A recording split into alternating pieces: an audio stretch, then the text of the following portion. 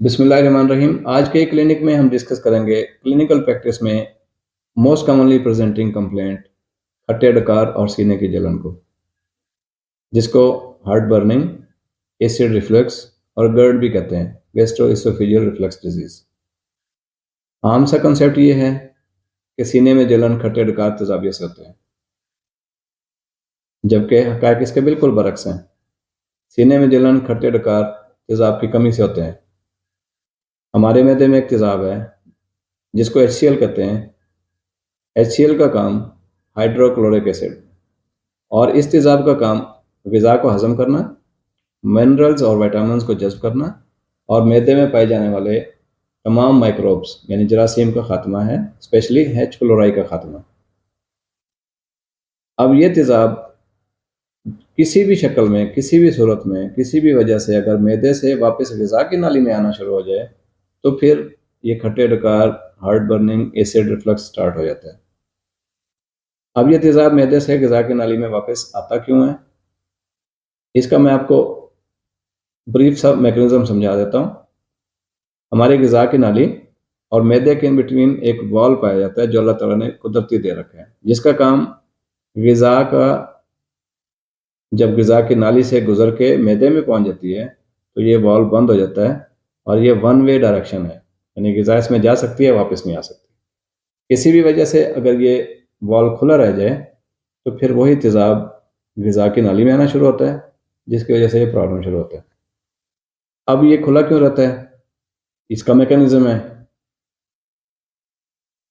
मैदे में तेजाब की कमी से इन्वायरमेंट अल्कलाइन हो जाती है, pH मैदे की अल्कलाइन हो जाती है।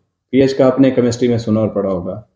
मैदे की pH 1 से 3 तक नॉर्मल है, और अगर pH 1 से 7 तक हो तो इन्वायरमेंट एसिडिक होती है। 7 से ज़्यादा अगर pH हो जाए तो इन्वायरमेंट अल्कलाइन हो जाती है। अनफॉर्चुनेटली अल्कलाइन इन्वायरमेंट में, जो कि HCl के कम होने की वजह से होती है मैदे में, ये वाल्व बंद नहीं होता, जिसकी वजह से मैदे का तेजाब ग़िज़ा की नाली में जाता है और हार्ट बर्निंग स्टार्ट हो जाती है।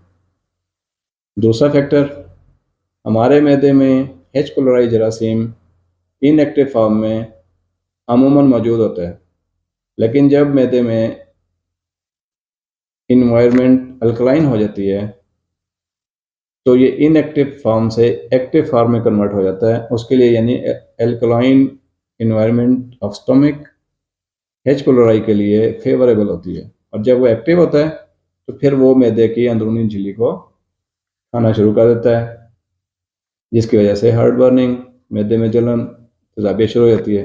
यानी कि ये दोनों फैक्टर्स शामिल हो जाते हैं। ये इसका ब्रीफ सा मैकेनिज्म था कि हार्ट बर्निंग होती क्यों है, तेजाब मैदे से नाली में जाता क्यों है। अब हमने ये देखना है कि इसको हमने मैनेज कैसे करना है, इसका इलाज हमने कैसे करना है। अक्सर देखा गया है कि लोग तेजाबियत के लिए एंटासिड्स खाना शुरू कर देते हैं, जिसको एंटासिड्स भी कहते हैं। वो फौरी और इंस्टेंट रिलीफ तो मिल जाता है तेजाबियत से, लेकिन उनका अल्टीमेट इवेंचुअल जो साइड इफ़ेक्ट्स है वो फिर हार्ट बर्निंग है, क्योंकि वो मैदे के तेजाब को कम करती हैं गोलियां। तो आपने मैनेजमेंट में, ट्रीटमेंट में एंटासिड्स नहीं लेने। नंबर 1, बीटेन हाइड्रोक्लोराइड एक ऐसा सप्लीमेंट है जो कि HCl का रिप्लेसमेंट है। एप्पल सिडर विनीगर एक ऐसा सप्लीमेंट है जो HCl का रिप्लेसमेंट है। अब हमने ये दो चीज़ें तलाश करनी है कि ये कौन सी खुराक में मिलेंगी हमें, जो हमें नेचुरली इस तेजाब की कमी को पूरा करने में मदद देंगी। बीटेन हाइड्रोक्लोराइड स्पिनच मतलब पालक में,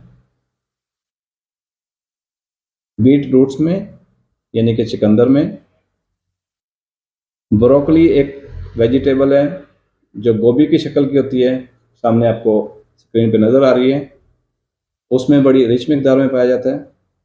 फिश की एक किस्म है शेल फिश, उसमें पाई जाती है ये बीटेन हाइड्रोक्लोराइड। फ्रेश फ्रूट्स में और फ्रेश वेजिटेबल्स में भी पाई जाती है। तो आपने इन 3, 4, 5 ग़िज़ाओं पे फोकस रखना है। कैंड जो फूड्स हैं, प्रोसेस जो फूड्स हैं, जो डब्बे में, जो पैकिंग में, जो प्री कुक आपको सील्ड फॉर्म में मिलती हैं, वो नहीं खानी, उनसे तेज़ाब कम होता है। Apple cider vinegar solution form में, लिक्विड फॉर्म में मार्केट में अवेलेबल है। 1 से 2 चम्मच 1 गिलास पानी में डाल के आप निहार मुँह पी सकते हैं। वो HCl का रिप्लेसमेंट के तौर पे एज ए सप्लीमेंट आपको हेल्प आउट करेगा। Beaten hydrochloride Apple cider vinegar के सप्लीमेंट्स कैप्सूल फॉर्म में भी अवेलेबल है मार्केट में, लेकिन चूंकि हार्ट बर्निंग, खट्टे डकार, रिफ्लक्स डिजीज़ के और भी काजेज हो सकती हैं, इसलिए आप इन सप्लीमेंट्स को अगर दवाइयों की शक्ल में लेंगे, बीटेन हाइड्रोक्लोराइड और एप्पल साइडर विनीगर कैप्सूल्स को, तो अपने डॉक्टर के मशवरे से लेंगे। सेशन थोड़ा लंबा हुआ, टेक्निकल हुआ, थोड़ा टेक्निकल होना ज़रूरी था क्योंकि आपको समझाना ज़रूरी था, आपको प्रोसेस और फ्लो समझाना ज़रूरी था ताकि आपके कंसेप्ट क्लियर हो जाएं। आज के सेशन में इतना ही। सेशन में आने का शुक्रिया। फिर मिलेंगे नए सेशन में नए टॉपिक के साथ।